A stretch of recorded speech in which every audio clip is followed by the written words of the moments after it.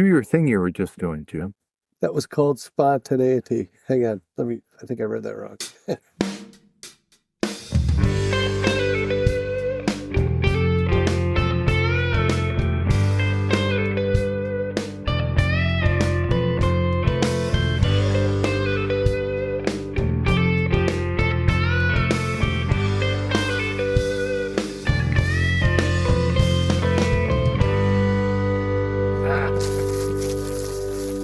Unwrap another killer episode of TheAscertainers. Hey, look, there's Mark. Mark's doing something Mark hasn't done in 2.5 months. Yes, I am drinking again. I feel so doggone proud of you. I am so happy. we were all worried that maybe you were going to change your ways and be a better man. Hell no. All right. Well, welcome back, I guess, Mark. Thank you. I need no introduction unless Mark wants to introduce me. My partner on this endeavor is wonderful Jim. That's me. You heard him. Wonderful. So here we are together. And I want you to know I didn't use an Oxford comma on that last together. No, a Cambridge comma. Wow. How did you, this is not shtick, everybody. But before, on the last episode, somebody brought up the Kama Sutra, and I always thought it was a punctuation mark, and it turns out it's K-A-M-A, not C-O-M-M-A. So, go figure. I think you're being serious, too. I'm being dead serious. What if it was like semicolon Sutra? I mean, that doesn't play well with the kids. Nobody wants that, although I think it's a move in the book. I love when Mark's drinking. He thinks everything's funny. All right, I think by now we're probably past the theme music. By the way, theme music, compliments of certain select members of Fiji, including Alex and Paul. And we appreciate the original music because we just do. And if you don't like it, that's fine. We respect that too. But no, anyway. And then I also want to shout out the maker of our t-shirts. There are Ascertainer t-shirts available. If anybody wants one, just ask. And if you're a large, I love your chances of getting one because we've got a few larges. We didn't really think it through. But that would be Jenson Creative, J-A-E. Take two. Hey, they find folks at Jenson Creative. I'm going to look up how you spell it. I think it's Jensen Creative, but there are many ways to spell. There's 2 ways to spell Jensen. Unless you add an A, and there's adds like 26 different permutations. But what I'm building up to, and I'm going to let Mark kind of take over here for a little bit while I look up Jenson Creative, is our signature sponsor, our premier sponsor, who the last few episodes, I wouldn't blame them if they felt like maybe a bit of an afterthought. And I only say that because we brought them up in the last minute of the past couple of podcasts. But we're trying to, dare I say, play hard to get. But Newt's in Apple Valley, Minnesota, Dakota County's premier fresh pop popcorn, ice cold beer, juicy burger, and chicken sandwich. Mark could tell us about his adventure with that later. And sometimes hot pull tab boxes like tonight. Newt's, Apple Valley. Go get them. Go see them. And tell them TheAscertainers sent you. God damn it. Right. Yes. So I feel a lot better. We saw our boss, Corey, tonight. And I told him we would do 20 minutes solid on Newt's. I think we've probably done our piece, but Mark is now a new man in that he not only is back to having Coors Lights, but he's even back further in that he's eating the flesh of animals again. Talk to us, Mark. Tell us what you had and what happened about 3/4 of the way through it. I had a chicken avocado melt, which was wonderful. It has bacon. I can tell you exactly what it is. Is it still on that? That's a pretty old menu. Signature dish. It's an old menu, but that sandwich is... Pepper jack cheese, avocado, and garlic. Aioli. Oh, so you got the chicken avocado melt? I did. Grilled chicken, pepper jack, avocado, bacon, and garlic aioli on a toasted sourdough. It looked like it had like coleslaw in it, though. I did. Oh, did you Memphis style it on your own? I did. Oh, and then it exploded. You basically spat in the eye of God when you took a newt sandwich and said, "Not good enough. I'm going to put coleslaw on it," and it rejected you. It did.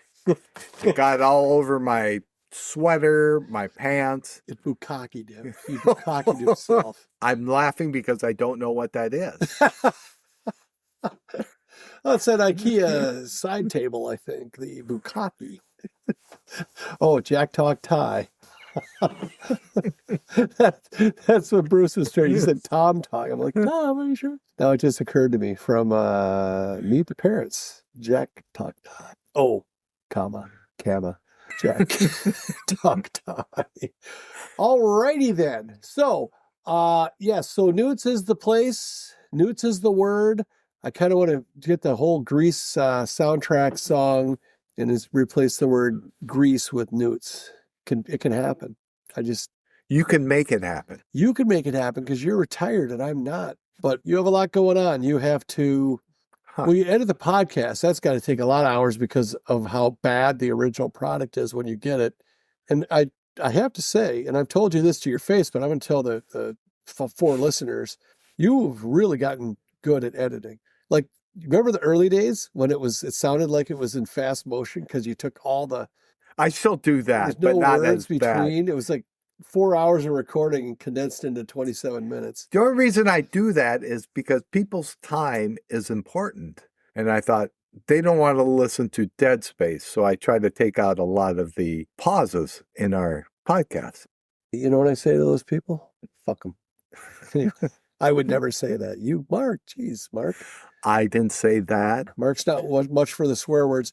And I'm trying to get better. Maybe for the new year, I'll get completely better. But is that your resolution? No. I'll reduce my swearing by 50% minimum. I would just say I'll try to reduce it. And if you do one less. Got to be measurable. Achievable, measurable. This sounds like the Viagra ad. It's got to be achievable, measurable, and pleasurable. Yes. Oh, there it is. The sound of Mark's addiction. So... Oh, before we go on, we were remiss in not saying thank you to our guest last episode, your lovely wife, Chris.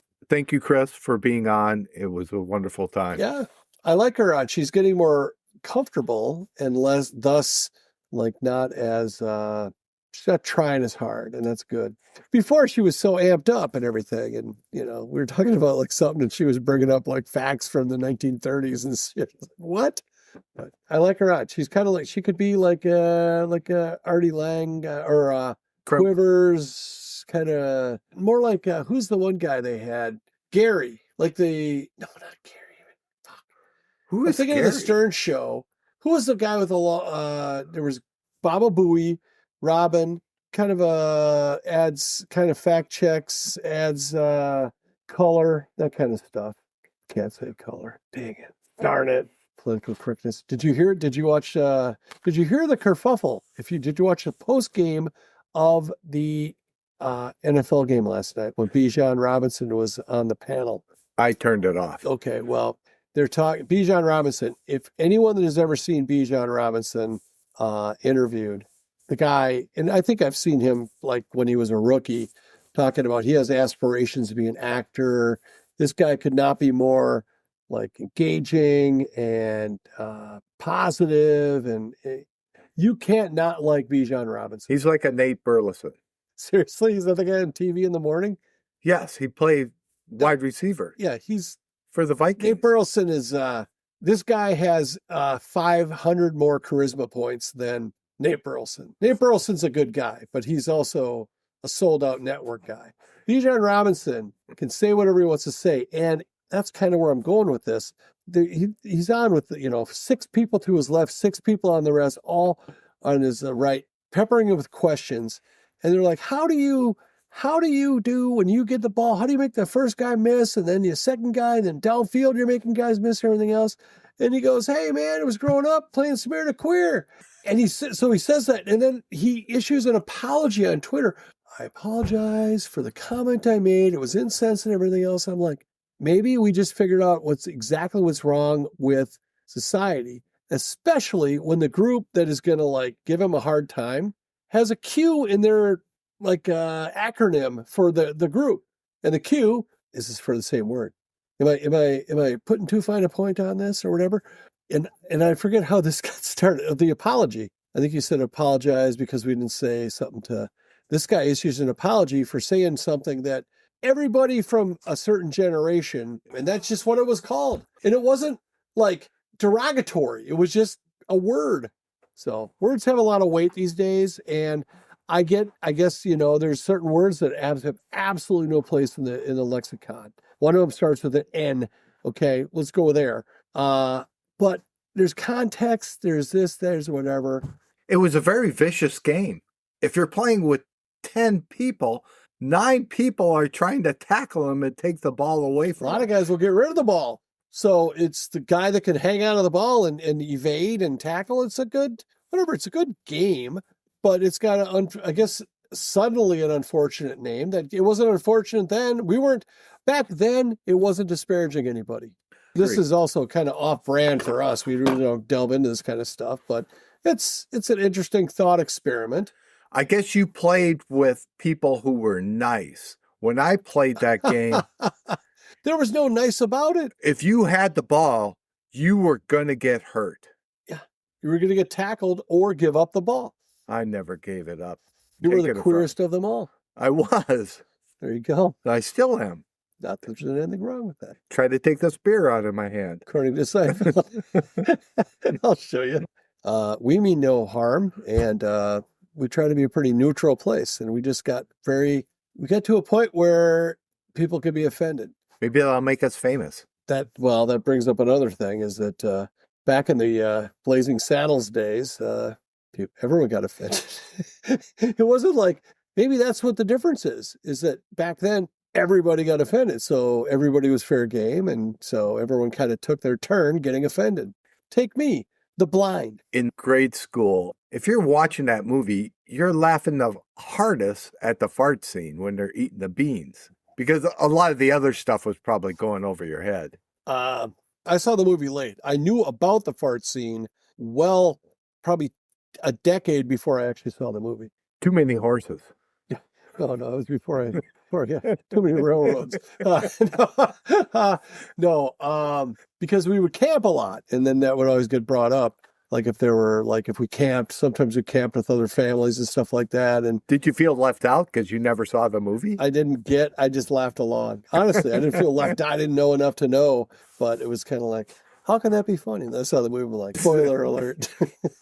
I got some stuff to get off my chest. I want to talk about, so the episode that came out today, there is we talk about Song of the Week, and I did, because Mark threw a fast curveball at me. Sorry. Where he goes, I'm going to do a Christmas song. And I just picked Oh Holy Night, which is really a hymn.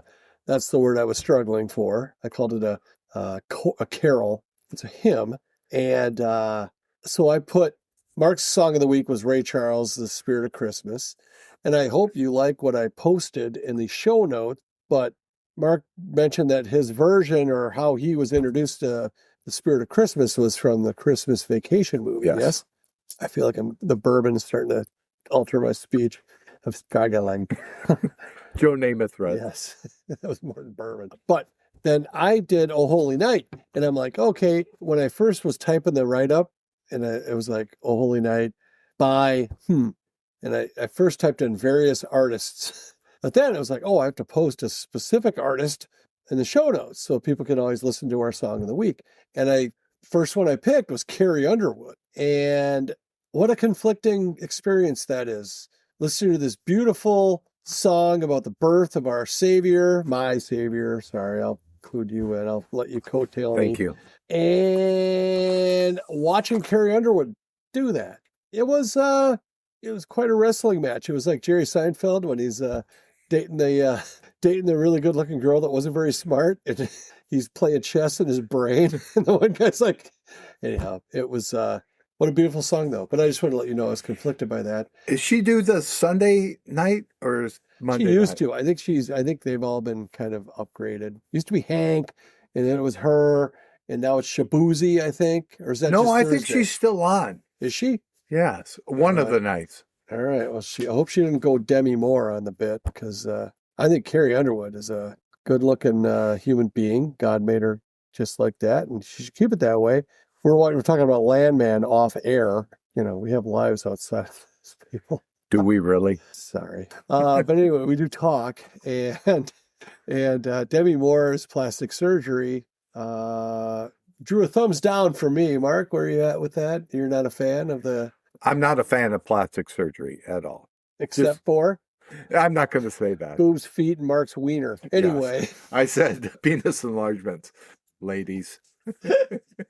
Old Mark goes to see Dr. Pringle. And anyway, you keep going. You do you, boo-boo. It's good. But I hope that Carrie Underwood just can just age. You know who aged beautifully, in my opinion? Well, Helen Mirren. And she's natural. She's not, but she's... But she didn't overdo it? Correct. And then the chick from Heart, the blonde chick from Heart, I think she's one of the most attractive old women there are.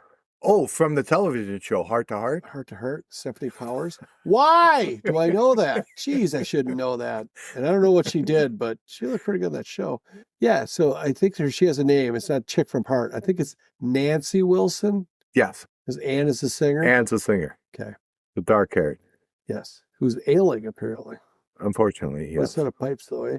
Very nice. So, and then the other thing from the previous episode in the show notes, when I was on a different laptop, and for whatever reason, when I would post a link, it wouldn't do a clickable link. So I fixed that today. And the Lawrence Welk, did you hear how Lawrence Welk introduced those guys singing One Toke Over the Line? He referred to it as, here's Susie and Steve singing a modern spiritual, and it was One Toke Over the Line. Fantastic. Lawrence didn't get it. He did not. He got hoodwinked. I mean, he's pissed after. Wait, what? He probably never figured it out. Who is this? What was it? Siegfried and Roy? Who sang that originally? Oh, Brewer and Shipley. Yeah, it just came to me after I said Siegfried and Roy. Okay. You have anything? Should we do Song of the Week? Yeah, let's do it. Okay. Do you want to go first or second? Go ahead. I'll go first, and I'm changing my tune. I'm going to go with... Well, you can't change it up. You let me hear the song beforehand, and I was very happy with your What happened song last choice. week when you introduced your little Christmas curse? I don't roll with the changes. Okay, this is... REO. That's when you were sober. That's close to it. Is it roll with the changes? I believe so. Okay, that's REO. Roll with the changes. I am going to go with a band called Angel City, and the song is Take Me Away to Marseille, because it's an old KQ song, and it's just a really good song. I don't know the song. Yeah, you do. And my old college roommate, that was the one thing we agreed on, is how cool the song that was, because not a lot of guys knew it. The girls knew it, but not the guys. Oh, no girls knew the music I listened to. You kidding? I had to use my impish good looks and stuff. Impish is very... Well, if I say it's impish, they get a good look at it. It's like, oh, that's like capital I impish, at least. More imp-like. What's your song of the week there, Mr. Man? My song of the week... Is it going to have the word spirit in it anywhere? Because the last 3 weeks, you had the word spirit was somehow involved in your song of the... Remember the one was a Spirit cover of a Dylan song? Yes, you're right. right. And then the Spirit of Christmas. What do you got for us this week, Mark? No Spirit, but Jim sent me a text, and it was a video. Which one? Don't tell about that one. It was blurred out. My impish leg. It was a Looney Tunes cartoon of a kid imagining he's an Air Force fighter pilot. Do you remember even sending this? I do. I didn't really remember it didn't involve a song, but yeah, it was like a kid imagining, fantasizing, some, I don't know if it was for an assignment or what the deal was, but he was in the Air Force. And I thought, oh, Mark's in the Air Force. So it was good. It was too long though. It was on Facebook. So at the end, Facebook flipped to another reel, and it was the band playing It Makes No Difference from the Last Waltz. And then I started thinking, oh, Rick Danko died close to this time, and he died December 10th, 1999. So I picked Sip the Wine from been that. Dead for 26 years? Yes. Math real quick. That's very good. Steel Trap. Wow. And Public education right there. When there's an L in that? Anyway, so when Mark mentioned Rick Danko, I said that Rick Danko had kind of Chris Christopherson good looks back in the day. He was, and then he just he drank so and many heroin. drugs. Yeah, and, he had a rough go. He did time in Japan, I think it was, for heroin. Oh, shit. So your song of the week, I want to have a Japan question in a sec, is called what? Sip the Wine. By the band with Paul Danko on? Or it was or is it Rick Danko? Rick Danko. I said Paul because I was thinking about the other guy, Paul Dano. Yeah, Rick Danko. It was the first album after the band broke up. Okay. All right. Well, I'm sure you're going to like mine better because Mark played me a little bit of Rick Danko, and he sounds like he's just been shot. He sounds like he's in a little pain. Maybe that's the whole point of the song. Maybe. What's the name of the song? Sip the Wine. Sip the Wine. Okay. Good to know. I do enjoy the song. But... Noted. So, thank you. Hey, Songs of the Week was brought to you by Newts, who we've kind of short shrifted in the last couple of podcasts, but we're not going to do it tonight. Mark, where is Newts? Apple Valley Premier Burger Restaurant. Apple Valley, California? No, Apple Valley, Minnesota. And going to give you a pro tip, especially because it's winter in Minnesota, and the way that that whole complex, Newts is in a kind of I don't know what you call it. It's a little business development where they have other restaurants and shops and stuff like that. But when the winter hits, they make these giant snow mountains. They plow the snow into these big mountains, and it takes a lot of the parking away. Go right behind in the Byerly's Lunds parking lot. Byerly's and Lunds, we're looking at you for a free lobster or something for the shout out. Maybe they won't want to give us one because we're telling people to park in their lot and nothing will happen. But you just got to walk from behind Newts into. And tonight, when we walked out of Newts, and it was, I think, 3 degrees below zero is what the temperature settled at, with a, can I say, stiff wind and keep our PG rating. But it was, you could feel the oil on your forehead, between your eye, like eyebrow. I think all human and some antlered species have a little oil there. It you could feel it harden. It was a and your nose hairs. Don't get me started on those. Brisk wind. Brisk? Dude, brisk is a cup of tea. This was awful. Yeah. So anyway, go to Newts because you should. Also, they have I think it's like a peppermint, like a Christmas candy cane kind of a milkshake as one of their specials this month, along with some kind of a garlic burger. I'm not a big fan of the garlic, but that doesn't mean you aren't. So go there, ask for Corey. I'm just going to say it right now. Demand, don't ask. If you ask for Corey, he'll go. They'll show whoever asked the back of his head, not like hit you with it, but he'll Napoleon, I would assume, did.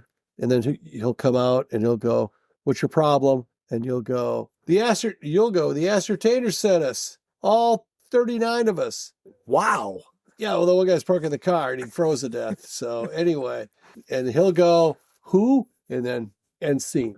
Okay, that's how it ends. So, but how did I get on that? We missed that episode because I had to get up very early to take my friend Jim to the airport. We're friends? We are. I thought we were just business Well, associates. after that, he goes, "Well, let's leave at 5." So I show up in the driveway at 5. And I was late. I was not there. I should have been waiting. I stopped to read my Bible verses and that's fine. There was a hard word. I had to look it up. But anyway, yeah. No, that was the ultimate in the disrespect. Because Mark's like, "Hey, you still want to go this time?" I'm like, "No, make it 20 minutes earlier." And then I was 5 minutes after that. But it all worked out. So if you want to give me a ride to the airport, I'll probably try to be more on time for you. Well, we'll do it again. Mark signed up for another early morning trip. But because of the airline that I'm flying, he's all in favor of it because it's putting money in his pocket in retirement. So tell us about your trip. I went on a trip. I went on an airplane. It flew in the air very fast. Sun Country competitor, sorry. Do they It wasn't have that bad. video screens on the back of the chairs? Absolutely not. No, they didn't. And it was janky from that standpoint. No snack, got a drink, but no got, you know. On the way back, I swear there was a celebrity that sat in front of me, and I'm not prepared to talk about it. But it was. Do you ever see the movie or the show The Penguin with Yes, with Colin Farrell. yeah, the chick, the mob girl daughter? Yeah. She was on that plane. No way. In front of me. Here's how I know why. So for one thing, I'm sitting on the window seat. She's on the window seat. And I got to watch her apply her makeup on her phone. She was using her phone as a mirror. And she was getting real close to the window for the light. I'm like, Jesus, Mitchie, what are you, a celebrity? I didn't even think of it that way. But then when she stood up, I'm like, that's it. It's got to be her. So she was talking to the person in the other, she had some reason. She must have bought 2 seats because she's famous and stuff. But again, I can see where you're going. Why is she flying Sun Country if she's famous? And why is she in coach with the commoners? But open seat, the middle seat was open. And then she was talking when the plane landed, you know, the aisle person stands up and you can hear everything they're saying. And they're talking. And I saw the aisle person down at the luggage claim. And I go, did you know who that person was you were talking to? And she goes, no. I go, I think she's like an actress. She goes, oh, well, she said she was heading directly to the Ordway to catch up with some friends there. Jesus Christ Superstar is at the Ordway. She's not in it, but it was her. Well, she's not a big name. I think that was her Christy Molietti or something like that. Whatever. Put it this way. If she was a famous person, she was she was just like us. Colin Farrell on that show, it's like a love and hate relationship because he has to sit in the makeup chair for 5 hours before every episode to put on all that stuff. He says it's torture. Why didn't they aren't there hideous looking people that can act? You know, I bet they were like some hideous guy going, hey, what about me? What am I, chopped liver? Oh, that's the problem. So I thought it was a good show. It was a nice program. So that's how my trip to New York was. It was fun. Let me see highlights. Ate a lot of good food, drove a lot, sat in a lot of Ubers. And the New York Uber drivers are a whole different breed of person, how aggressively they drive, yet how safe you feel in the car. Then you come back and you hear that your Uber driver going from MSP to the house. It's like, we just saw 7 cars on this 10-mile trek. It's just, I don't know where I'm going with this, but they basically, Uber drivers out there earn their money and their cars are just beat to shit.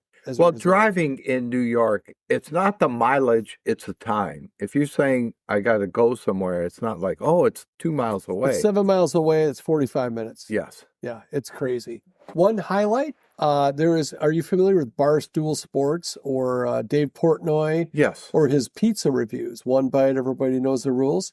Andrew lives, my son, who I went to visit, and his lovely wife, Mariana. They live, I kind of figured it out. It's basically a block and a half away from Luigi's in Brooklyn. It's a 9-point something pizza place. And so first day we're there, it's like, oh, I'm going to go get, he goes, oh, let's just go get, we grabbed a pie, and he had ordered it. So we just went down to pick it up. And as I'm walking out, in walks the owner who's on the video of the Dave Portnoy pizza review. And I go, hey, are you the guy?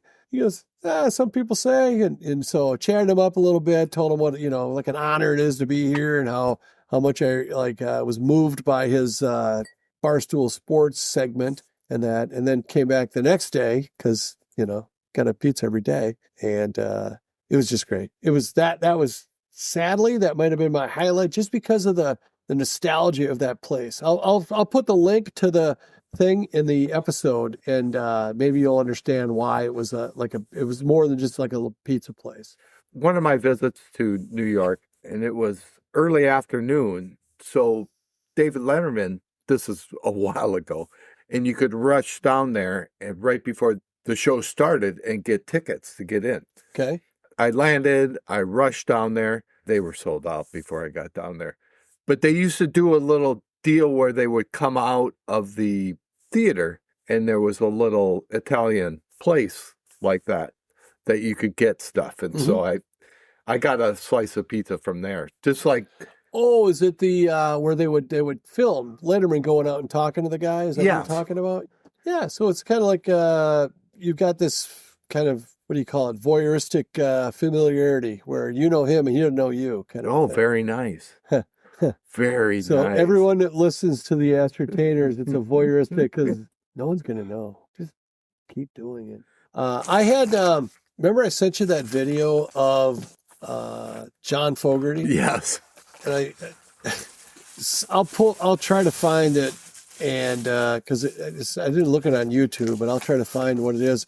But there's this guy, it's like a whatever social media page, and I don't know how he does it, but he gets these big names, including John Fogarty. But he gets these group, but he does the same shtick. He basically says, I'm going to put headphones on you. I'm going to play some songs. I want you to guess the artist. I think part of it's set up because they always know what the fuck it is. But it's like, what does a song mean to you and everything else? And what caught me on this was how John Fogarty looks and kind of acts like he's David Lee Roth's brother. And I don't like it. When you said that, it just hit me like a ton of bricks. I thought. Did you see it first and then read it, or read it? I saw it first, and then you sent that text. Because it took me a second. I'm like, what is up with it? I go, oh God, I think he's Diamond Dave. I don't know who I feel worse for, but either way. Then they were talking about, they were playing the songs like this guy's shtick is, right? And they came across a Proud Mary by someone called Tina Turner. I think it was all Ike. So doing Proud Mary, and he goes, oh yeah, that's Tina Turner, Proud Mary. He goes, that is a really good song. He goes, oh, do you know who wrote that song? And he goes, well, I did. John Fogerty wrote Proud Mary. Did you know that? You knew that. I knew that. I didn't know that John Fogerty wrote Proud Mary. Did Creedence play it? Yes. And Tina Turner covered it. I'll be gall darn. Well, I learned some. And maybe one of our listeners learned some, but apparently I didn't break news to Mark on that with that. It's a great version, though, with Ike doing the intro, and John Fogerty wrote it. It's a much better version than John Fogerty. Sorry, John. How many beers you've had? Well, you don't have to say. About the normal amount for normal this time of night. Me. Do you feel like more drunker than? No. Okay. Are you? Do hot? I seem? Are you hot? I mean, you took your clothes off a little bit ago. Well, you turned up the heat, I think. Oh yeah, well, it's never worked before. All right, I had something on my mind. So it's the time of year where, like, it's Christmas-ish. This will come out probably a week before Christmas. And like Mistletoe. And are you familiar with when if a woman is wearing like pants and they're riding up a little bit? Do you know what they call that? No. Some people call that like camel toe. Oh. Do you know the term? No. Well, no. Nodding and saying no. See, that's hard to do, isn't it? It is like very difficult. Rubbing your belly and patting your head kind of situation. Or, stop patting that or rubbing that. Get away from me. I wonder if when a guy is wearing really tight pants, why don't they call that mistletoe? No? All right. If you ever watch Christmas Vacation, I know you hate it. I don't hate it. I just don't think it's as funny as the other ones. Randy Quaid, he wears these really tight pants, and he does the. He enhances his. I would think so, because it's. Well, maybe he's like Milton Berle. Maybe. Hold on, I have to ask. So you're saying, is it like Spinal Tap, where it's known that he has a? No, it is not known. Or he just is unaware that he is. It was pointed out by someone else to me. Pointed, and this is brought to the attention of maybe. Yes. You're talking about a wiener. Don't say pointed. That's just how I was raised. Thanks, Ma. Love you, Ma. Anyway, not saying that your mom. When did that conversation come up with your mother? Mostly every dinner. Mostly every night. Good. Sometimes we'd take the weekends off, or it was worse. All right, just thought of another. I think we're going to really be in good standing with Newts because of who we ran into at Newt's tonight. We ran into Ken and Renee, who we first met at Newt's when they had just moved to Minnesota from Virginia. In fact, we told them about the podcast, and we told them about this is for the OG people, the radio game. And we asked Ken, it's like, hey, we need 4 bands. We each, we haven't picked our bands yet for the radio game. And he gave us basically the 4 next weeks worth of winners of the radio game. That was amazing. He did the Who, I think the Stones. Yeah, it was uncanny how well that worked out. And anyway, they're great people. We're glad we got to know them. It was really good to see them again tonight. We are scheming to have them and their amazing daughter Katie on as guests very soon. And I stress, they will move to the top of the guest list, which, as Mark is realizing, there's always room at the top of the guest list because anyway. Yeah, we'll try to. It's not as important to shuffle some things. Yeah. So it's not to speak any less of being a guest in the show, but when they say they could be on, they're going to be on. And the reason that first reason we're having them on is because they're great people and they're fun and they know about music and Renee is very creative, but their daughter is dealing with a very unique situation. It's a health-related thing, and I'm going to put a link on the bottom of the show notes or in the show notes. It's a cause that the Ascertainers have already gotten behind, and we plan to look for other ways we can help them out. And one of them might be to give to the tens of people that listen to this show access to a link to a GoFundMe page. I think it's well worth it, giving it a look. And if you're so inclined, they would be honored for your support as well. And so just want to say that the Ascertainers, we're not all fun and games. We have hearts too. And these are good people. Very good people. Yeah. In fact, when they come on, you're going to say, well, why don't they get their own podcast? Because they're a lot better than these so two. much better than us. And you know what? We can maybe, get a little side hustle, rent the basement out to them, and then we can be fans of theirs. But either way, I hope that we get to have them on because I think you'll like them too. I agree. You can get a hold of us at TheAscertainers@gmail.com. or like us and share us on Facebook. Thanks for listening. And Merry thank Christmas. you, Jim. Merry Christmas. Thanks, Mark. Glad to see you're back off the wagon. Good night, or Bye. good day. Good day. Good day, sir.